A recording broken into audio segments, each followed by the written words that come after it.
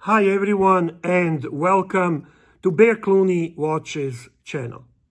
Please subscribe to my channel and support someone who is just like you, genuine watch enthusiast. Today is kind of lazy day for me. I had a very busy week, relaxing, enjoying my Railmaster and contemplating. Should I just turn the Netflix on, have a coffee, glance at my Railmaster, relax? Or do I put some content out for my viewers and share some of my thoughts? And as I really had interesting month as a watch collector, as I kind of went on a shopping spree, I thought I want to do a video covering two topics. The first one, I want to introduce new watches in my collection, go kind of across all of them, talk about each one on what I purchased it for, and what do I think, what are the first impressions. And second topic is actually figuring out what makes us pull the trigger and buy a watch. Obviously, primarily factor is finances. Can we afford the timepiece? Can we afford those watches? That goes without saying. Without having the financial capability to purchase the timepiece, everything goes out the window. But let's take assumption that you can. And then what actually process you utilize to get to that point of pulling the trigger and buying a watch? Is it some kind of process where you want to fill the empty spot in your watch box? Is it that you're missing certain complication in your collection? Is it the bragging rights? Is it the opportunity to buy hard-to-get piece? Is it a long process where you actually analyze the watch, learn about the watch, and then you go after it? What is it? What actually drives you? When it comes to me, I have two ways of kind of getting to that point of pulling a trigger. The first one is truly craving a watch. Getting to a point that I analyzed the watch, I got to the understanding that I really want this watch, and then targeting that watch and looking for opportunity to buy it. So it's a watch that I want, I know I want, I understand that piece, and I kind of already indirectly experienced it. But then the second component that drives me to pull the trigger, which is really emotion-driven, is summed up by one word or one sentence. I am intrigued by this timepiece. Sometimes that leads me into a direction of buying a watch that is not necessarily perfect or great or compatible for me. But that is occasionally stronger than me. And this whole I'm intrigued by this timepiece can be very strong to me, a very strong feeling. And I get to a situation that I just have to experience this watch. So I'm going to kind of talk about it when I actually present new pieces in my collection, but I want to hear from you as well. I would love to read your comments below and see what's driving you. How do you determine that this watch is for you and you're willing to part with your money to actually spend your hard-earned money on something that's never very cheap? Well, I mean, really. So that's something that I am curious about, because this whole idea of I'm intrigued by timepiece. Therefore, I want to buy it so I can experience it. Are you able to fully experience a watch if you never really owned it, if it's not on your wrist, if you don't live with that piece? And just through analyzing it, through watching other YouTube videos, through reading about it, to understanding the piece, I don't know. But for me, I do admit there are those two segments that play important role in my buying watch decision. So now I'd like to jump into my watch studio and share with you new pieces in my collection, kind of reflect on each one, and then I will explain what I mean and why I bought some of them as being intrigued, and some of them because I really, really want this piece. So there you go.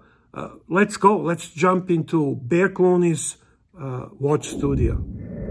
And here we are at Bear Clooney Watch Studio, and holy macro, did I buy a lot of watches in the last month. You know, when you actually put them together like this and you get to understanding this might not be a most healthy approach, I guess. But anyway, it is a perfect opportunity to present to you some of these watches, as I probably will not do presentation on all of them. I just don't have time, and frankly, I don't think I want to do a presentation on all of them. But they're purchased for all different reasons, and I think they are perfectly illustrating the topic of today's video. So let's start with the Tissot PRX Powermatic 80. This watch intrigued me when Tissot actually came out with their quartz version, and I was wondering if they actually are going to, make automatic, and they did. And I was like wondering, how do they achieve such a low price point for relatively really good quality timepiece? So this is a watch that intrigued me, no questions about it. This is not, oops, I still have a sticker here. This is not the watch that I was craving, or I needed, or I wanted, or it needs to improve my collection. It was simply a watch that I wanted to experience and understand. Why do some call it micro brand killer? I mean, we're talking sapphire, we're talking ETA, improved movement, we're talking a good quality bracelet, integrated look, which is very popular, a really nice dial, a watch that has brushed and polished surfaces. Take a look at the bracelet and the contrast between polished and brushed. It wears really nice. It's a quite attractive piece. It's a good quality piece. It looks great on the wrist, and I was just intrigued by it. I really wanted to see what is this all about, and I don't think it's possible to achieve this by just reading about it or watching the videos. And first impressions are quite positive. It has a nice weight. I even tested people who are not watch geeks and who are not familiar with watch market, giving them basic description of this watch, handing it to them, and asking to give me a fair estimate on the value. And most of them were guessing higher than the price of this watch, which is below $1,000 Canadian. And in my humble opinion, you cannot get a better watch for under $1,000 retail. And I think it's such a fantastic piece, and it was definitely not regret buying this and trying to experience it.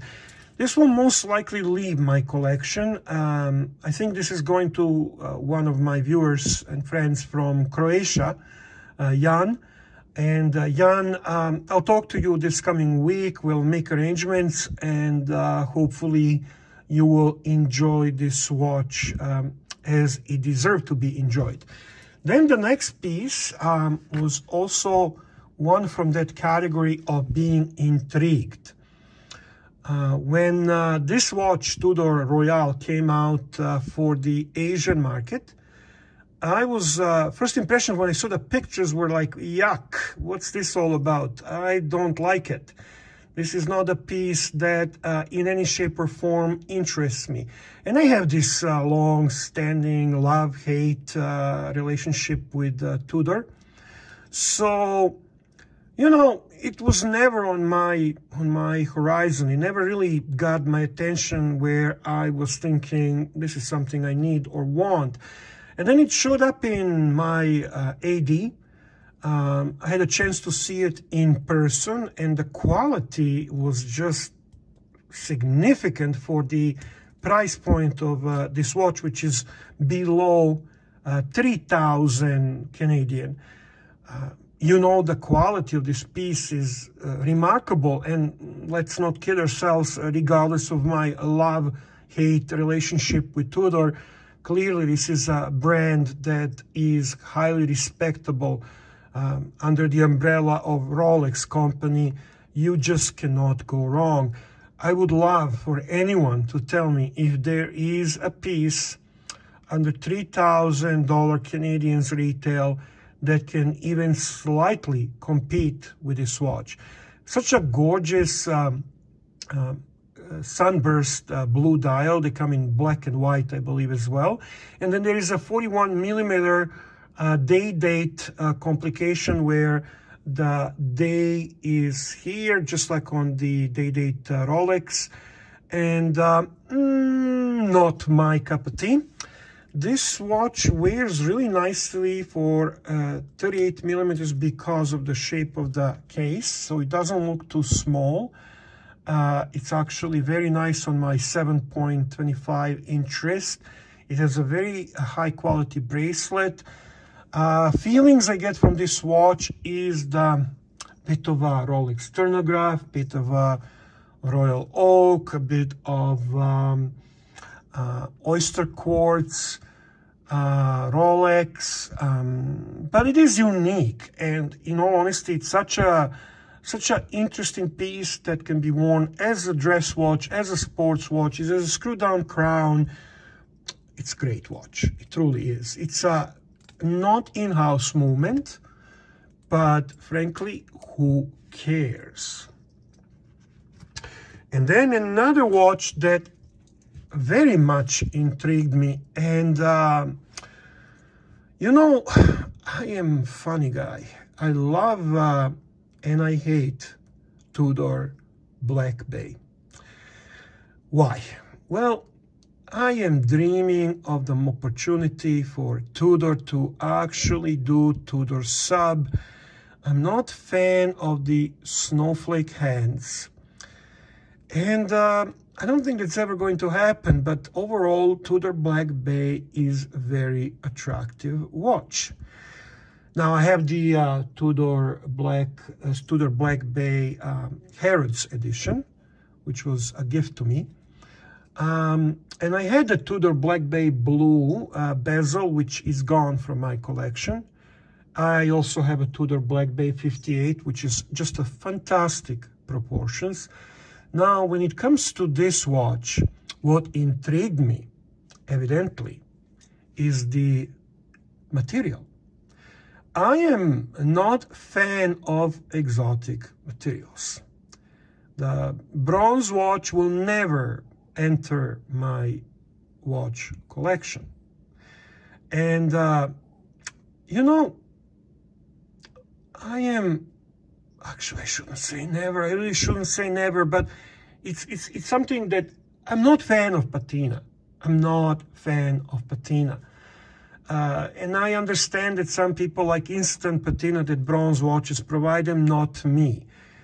Then this watch shows up and it's made from silver, 925 silver, that according to Tudor is made by special formula which will completely prevent the tarnish of this watch. I never seen modern silver timepiece, so I had to experience this. Also, the other thing that I loved on this piece is the color of the bezel, the color of the dial, which is kind of, what is it, opaque color, I guess they call it. For me, it's actually reminding me of the color of my uniform in the military, and maybe emotionally, subconsciously is driving my aesthetic nerve. So it's on this fabric strap. It also comes on a leather strap. I don't like this strap. I really don't. But okay, you know, it wears actually nice. It's not one of those NATO straps that goes forever and you have to fold it here at the end. So this is how it looks on my wrist, 7.25-inch wrist. It is quite attractive piece. There we go. This is also silver and in the form of the shield, Tudor shield. So this watch might or might not stay with me, but it is definitely attractive.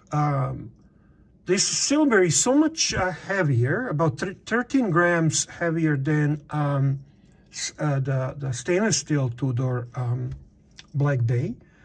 And it has this white gold color. It's also fully brushed on the side, which gives it more tooly look, but silver is softer metal than steel, so you kind of have to be cautious with it as well. However, I find it very attractive, and color is very bright, and it beautifully complements this dial, the color of the dial and color of the bezel. So this watch was purely emotion, and I was intrigued. Where are we going next? Well, let me show you the watch that I was craving for a while. And this watch is definitely not emotion. This watch is definitely not being intrigued. This is something that I've been bothering my AD for a while. I had two Datejust Wimbledon smooth bezel. And I have the silver dial on Jubilee bracelet fluted. Neither one has fully met my needs or emotions or likings or whatever you want to call it. So I was asking myself, what is your favorite Datejust Bear Clooney?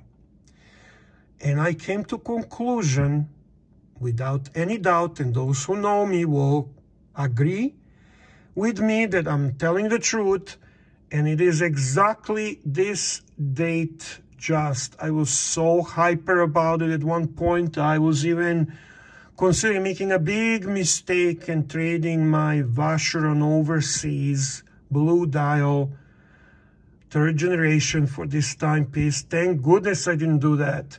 But that kind of illustrates how much I wanted this watch. This is such a perfect Datejust for me. Datejust 41, blue dial. I prefer oyster bracelet. I don't care what majority says. That seems that more popular on Datejust fluted is the Jubilee bracelet, but I love this configuration. This is something I wanted.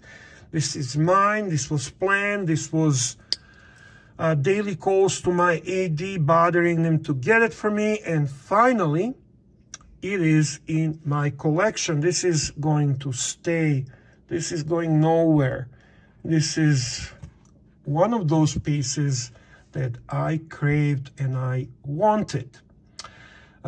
This is an interesting piece. This is the Santos, Cartier Santos, and this is a very sporty look. I love it on the rubber. It comes on a stainless steel bracelet as well, which is really nice, but I haven't even put it on. It is sized for me, but I don't care. This is how I wear this watch. This watch is so freaking gorgeous. Sporty Cartier. Who can ask for more? A very manly, very macho look. The rubber bracelet is so much better quality than I ever thought. Watch is very light on my wrist. It feels cool, aesthetically very appealing. This is the watch that I was flirting with in different shapes and forms. I'm a Santos fan, no doubt about it. I mean, obviously, I own the solid gold Cartier Santos, which is ultimate luxury piece. I have the two-tone Santos, which is extremely cool, everyday casual piece with a touch of luxury. And this is a Santos, which in my opinion is such a sporty piece. It has this wonderful dial. It has this black look framed in a stainless steel. And the rubber strap is just gorgeous. Amazing piece, amazing piece. This is something I flirted with for a while. Talking about a watch that I really liked and never really had opportunity to buy it. This is a watch that makes Rolex show-offs cringe. Rolex show-offs will look at this piece and say, oh, you're gonna lose so much money on it. That's not that. Who needs Rolex prints? What's wrong with you? Why would you buy this? Yet I think this white gold Rolex prints, which by the way, Rolex issued them in 4 versions. They're all very Art Deco.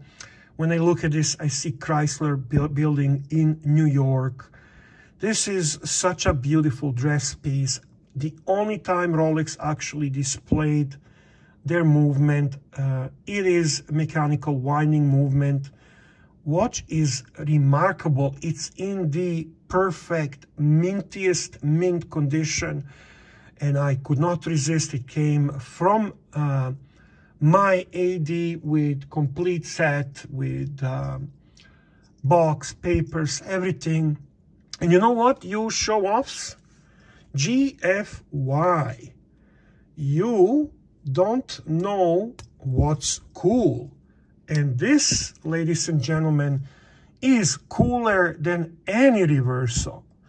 This Rolex Prince is just absolutely gorgeous. Look at that dial, look at that Art Deco feel. It is remarkable. So this is a piece I was craving secretly from you know, seeing it occasionally and wondering what this is all about. So when I finally had opportunity to pick it up, there was no doubt in my mind that this watch will join my collection. This is a big-time keeper. This is not show-off watch. This is not a watch where I want to impress anyone. This is a watch that I admired for a long time. Then the other watch that I really wanted, and that my son took at one time, I gave it to him with so much love and enthusiasm. Probably one of the coolest white dial sport professional Rolex is this Rolex Explorer Polar, Rolex Explorer 2. And when I had the opportunity to buy it, full set, box, papers, in a great condition, the only thing that was disappointing is, oh my God, did they jump in price? You know, this is more than doubled, more than doubled than what I paid when I bought my first one that my son owns now. And who cares? Look at that dial. Look at that beautiful Explorer in a great 40mm size, which is just untouchable. I don't hate the 42mm Explorer. Don't misunderstand me. I love modern Rolex. I am a big fan of the Explorer 2 in 42mm, but there is something just very special about red GMT hand, this porcelain-looking white dial, the 40mm size. And if there's anything to complain, somebody will for sure, is the bracelet on this Rolex. But me, I find them charming. I love these bracelets. I couldn't care less that they're a bit jingly-jangly. This watch is cool. This watch is pure enthusiast watch. and it feels so right on the wrist. Great travel watch as well. My son has been enjoying his for a few years now. I've been looking at it, and finally, when I had opportunity, now we're able to be watch twins. It's just cool, very cool.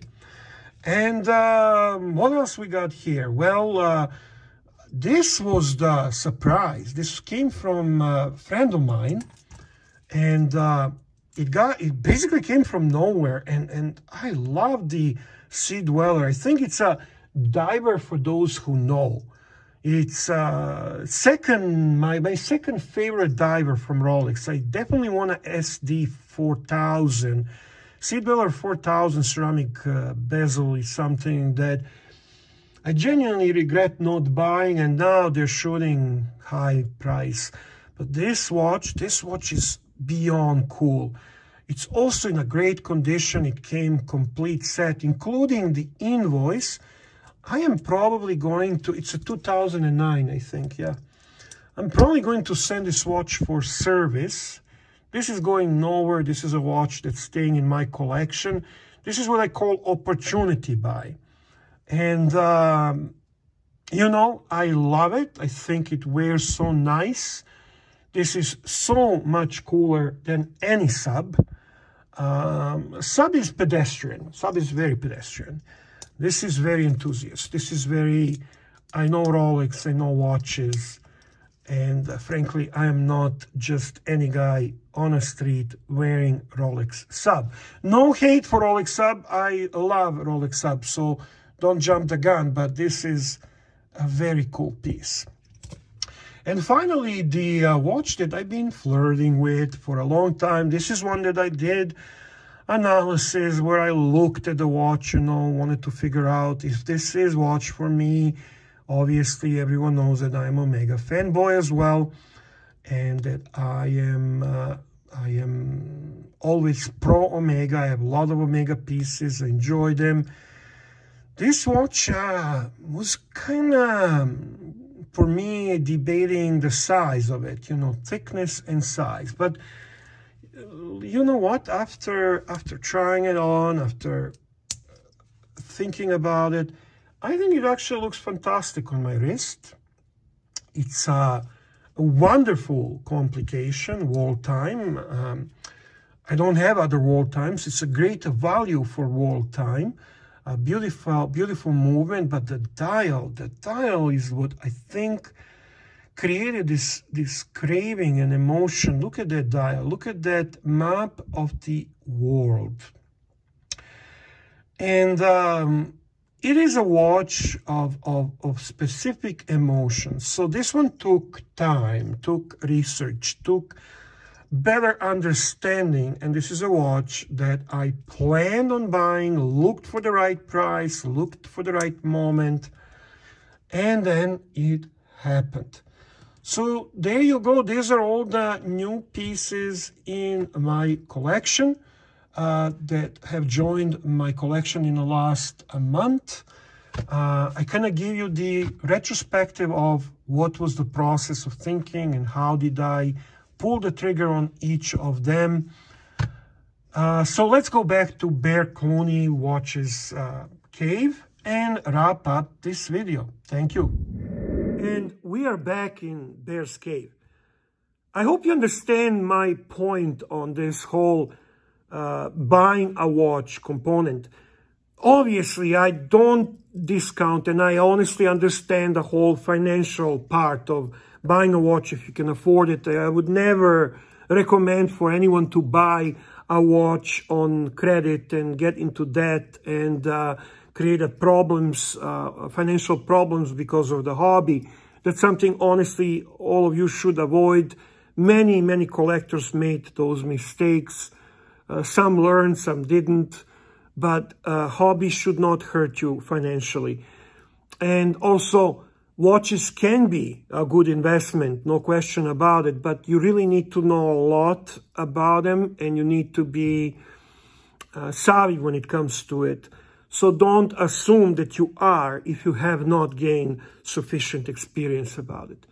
But I do like the idea, understanding our watch community and what exactly drives you to buy a timepiece. I know that some are very driven by different factors, and I would love to know what they are. At the end, thank you all for coming to my channel. Thank you all for sharing this hobby with me.